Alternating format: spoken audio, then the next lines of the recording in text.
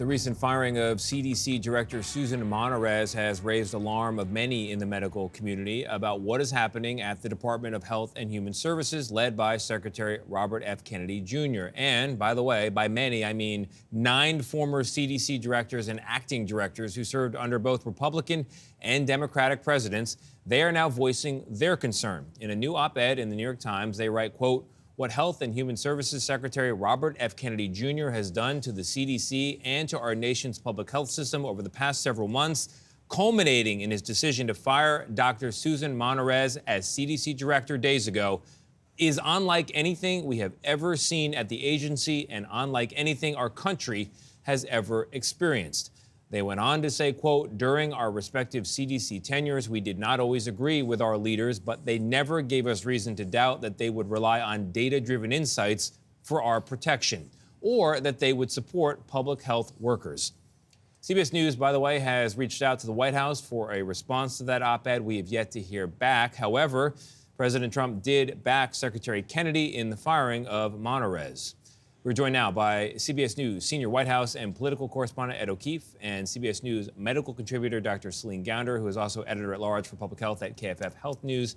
Ed, Dr. Gounder, thank you very much for being here. Where do we even begin here? Dr. Gounder, this op-ed, why is it coming out now? What are the big concerns? Well, I think the timing has everything to do with Dr. Monterez's firing last week. But the concerns that they outline are really about politics and ideology taking precedence over public health and science. So over the last several months, we've seen the firing of thousands of federal health workers, not just at the CDC, but across HHS. We've seen the weakening of numerous different public health programs, including programs to prevent and do surveillance for cancer, heart attacks, stroke, lead poisoning, injury, violence, maternal health, and much more. The list goes on.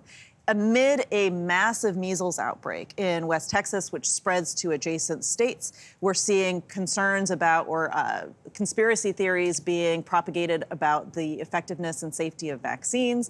And we're seeing experts on federal scientific panels being replaced with people who are not qualified, whose only qualification is ideological alignment over being anti-vaccine. And so we really are very concerned about how this is now diminishing trust in the very most basic of public health infrastructure in this country. I mean, that's really at the heart of this, right? It's the lack of trust, because now the story keeps changing, the guidelines keep changing, people are being fired, and you don't really know as a public who to believe, what to believe. Ed, one of the things that the former directors are calling for is for Congress to act. What kind of power do they have over HHS? Well, for one thing, this is the first CDC director who was actually confirmed by the Senate. Before, they had always just been appointed by the president and the HHS secretary. So they now have more oversight of that individual and what it is they're doing. And we will see some oversight later this week, because Secretary Kennedy is already scheduled to talk to the Senate Finance Committee about the president's health care agenda. Well, what will that hearing likely become mostly about? What's been going on the last few days at the CDC and the forthcoming meetings that CDC will be having about the future of vaccines in this country, right, of course, as the fall comes and the flu picks up and the COVID picks up. So they've got plenty of opportunity this week to make hay over this, to not only hold them accountable, but also perhaps to draw some attention to the concerns that have been raised. But Ed, I know Democrats are going to want to make hay out of this, but are any Republicans joining the criticism? And I ask because everybody's a lawyer in Congress, it seems like, but not everybody, right? Some of them are doctors. I'm thinking of Senator Cassidy, for example. He's the one that has said there has to be closer congressional oversight of this specific decision and the vaccine meetings that are coming. The problem is, it's not his committee holding the hearing on Thursday. So what he has said and what members of the Senate Health Committee have said is, now we got to bring him in to talk to us more specifically about the healthcare aspects, the medicine, the science, versus when he goes to the Finance Committee, the insurance issues, the other things that they can raise with him, because that's more their purview. This is the tricky part about Congress and the way that these departments are overseen, but there is bipartisan interest and concern about what's gone on. Interesting. Dr. Gounder, from the Health and Human Services Secretary's perspective, you know, for example, with replacing people on the board that oversees vaccine guidance, he replaced them with doctors, right? I mean, isn't there a level of qualification there? Well, and vetting? Yeah, first of all, not every doctor is the same. Not every doctor has the same kind of training, experience. A doctor who's a specialist in infectious diseases is not an orthopedic surgeon. You would not go to me, for example, to do your knee replacement.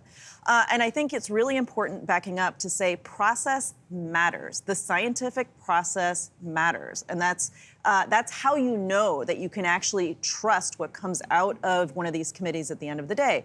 And so when the process is corrupted, when the way in which you submit data, the data is reviewed, vetted, made public ahead of one of these panel meetings, the fact that that is all being changed and turned over is a real problem. And so then at the end of that whole those proceedings, can you trust what that information is? If you can't trust how the sausage is made, you shouldn't be eating the sausage. Representing the two lobes of the human brain here, reason, rationality, science, and politics, irrationality. You choose an adjective, Ed. I see you smiling over there.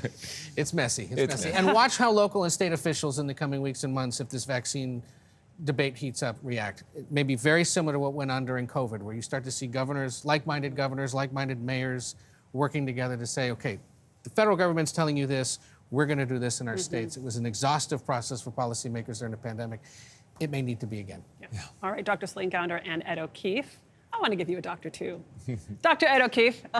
Is there a story there? It's a long you have a story. PhD? Okay, we'll talk about it. It's an honorary degree. An honorary Only on degree. campus, though, can you call me doctor. Okay, Hey, great. that's cool. Which According campus? to my wife. Which I don't have campus? one. American University. American University. Wait, how did you DC. get that? It's an honorary. Because he's Ed O'Keefe. He's senior GW White House political. She's the doctor. But this is important because GW doesn't even call me to speak. My alma mater. Do you have an honorary degree? How do you feel about that, Only Tony? on campus. Only on This is, Go I Eagles. made the wrong choice. Well, that was today's By the Way. There you We go. learned so much.